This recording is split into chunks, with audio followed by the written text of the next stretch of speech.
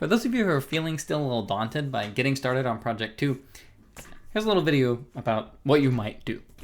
So first, I'm assuming you've probably already done Lab 5. That's the assumption that that's introduced you to the tile engine.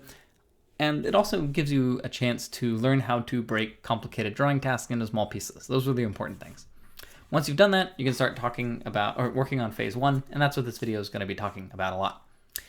After you finish phase 1, then you can work on Lab 6, which talks about user interfaces, interacting with the user, and then finally phase 2, which will be the gameplay part of the game.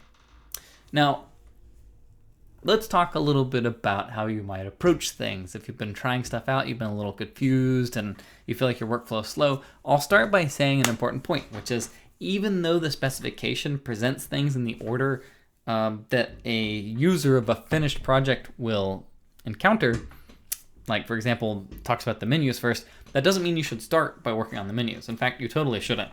Just like when you're working on a hotel, you don't start by building the doors and then the entryway and so forth. You start with the plumbing and the foundation and all that, right? And only later do you actually end up putting the doors on. Okay? Well, we've given you the doors actually. So let's talk a little bit about those doors in order so we can really understand what's going on and how we can avoid those doors and work on the foundation first. Okay, so maybe the metaphor is getting a little forced. So let's stick with the actual project. So we give you these two files, Game.java and Main.java. So what's Main.java? Well, that's the front door. That's how a user would run your program in the first place. The way it works is if you provide no command line argument, then a game object called game gets created and we call game.playwithKeyboard. Okay, so let me give you a sense of what that's like on the finished project. So this is main, exactly like how it is on your computer. And if I provide no command line arguments, new game, gameplay with keyboard, and the way that's going to look, let's see if I do main and I try running this. Okay, oops, 1 sec. I got to change something. I'll talk about what I'm doing in a moment. Okay, so when I do run main, I provided no command line arguments. So now I'm playing with the keyboard. I press S, and that's what will happen in the finished product. Now, the other thing that main is supposed to do is that if I provide one command line argument, instead what it does is it calls game.playwithinputString and provides that command line argument, and the game is played using that command line argument. And we don't render anything, we just play the game silently and then return the world state at the end. So how do we actually provide a command line argument, right? What is a command line argument in the context of IntelliJ? When you were using the command line, it was clear. You did like Java, nbody, da-da-da-da. Well now, to do a command line in IntelliJ, the way we do this is we go to Edit, Configurations, and we type in some command line argument in the Program Arguments box. So if I do in123.123s, and then I say OK, and now I run it, we end up running this piece of code. That's what got run. And in this case, it ends up calling system.out.println, the world state. Now, quick note, if your main.java doesn't look like this, repull from skeleton because we changed it and it works better this way. Okay. So how would you know, by the way? If you're like, wait, what? I didn't even know command line arguments worked like that in IntelliJ. That's fine. What you could do if you wanted to know how you get command line arguments in Java, well, Google it and you'll find this post. Okay. So maybe we should have mentioned that in the spec since you've never used command line arguments in IntelliJ, but I hope that helps demystify what main.java is all about. Okay, so what's this other file we provide? Game.java. Whereas you can think of, whereas you can think, it's kind of late. Let's see, what time is it? It's 12:24. I gotta be on a flight in 4 hours, so let's do it. So main.java, that's the front door, so to speak, and game.java, that is instead, I guess, the entryway. Okay.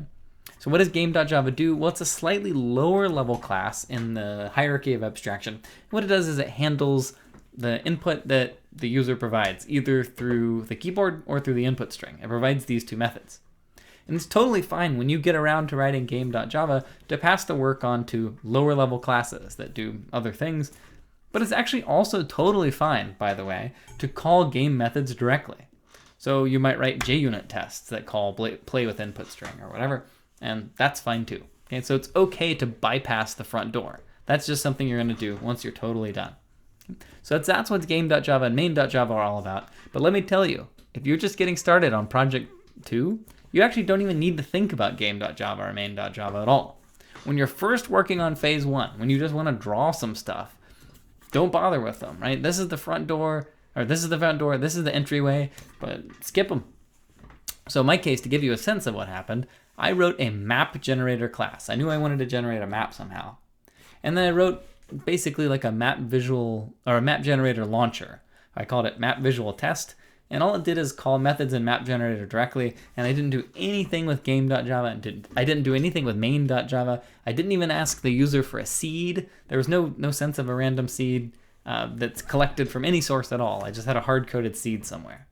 And so to give you a sense of what that looked like, if I go to map visual test, this code here, what it does is, well, I mean, I wouldn't even look at this. This is some, I mean, you can try and glean some insight from this, but this is some really early code that's kind of ugly and doesn't quite make sense. But in my case, just to give you a sense of what it did is, when I run map visual test, well, a world pops up. Okay, you'll notice there was no requesting for seed. It just generated this world. And if I run it again, oops, I get some other different world, because in this case, the seed is not some hard-coded seed that it's getting from the user. It's just using the current clock time in this case. Okay, so every time I run map visual test, I get a different world, and I was just making sure that they look good. There was no seed collection. Now after that, what I did is I wrote a method that would actually use play with input string and use my map generator. So in this case, to give you a sense of what that might look like, I said, okay, game equals new game play with input string in 1234s, and then print out the world. So the play with input string method in this case, it somehow grabbed the seed and then gave it to my map generator and ran it. And in this case, I bypassed actually using the main.java again. I just wanted to keep things simple. I skipped the front door. Okay. Now I'd recommend that you don't worry about menus at all or play with keyboard until after you finish phase 1. This is these two aspects of the program are totally unnecessary for phase 1. And our autograder for phase 1, it's only going to use play with input string. What it does is you give it the autograder, how it works for phase 1 is it gives your play with input string a seed, and then it looks at the world that's returned. Kind of like this, try seed 1, 2, 3, 4. Okay, but it's a little more sophisticated. So that's my tips on getting started on phase 1. And so in the next video, I'll give you some specific tips about how to avoid drowning under complexity. So hope that was helpful. Next video, let's do it.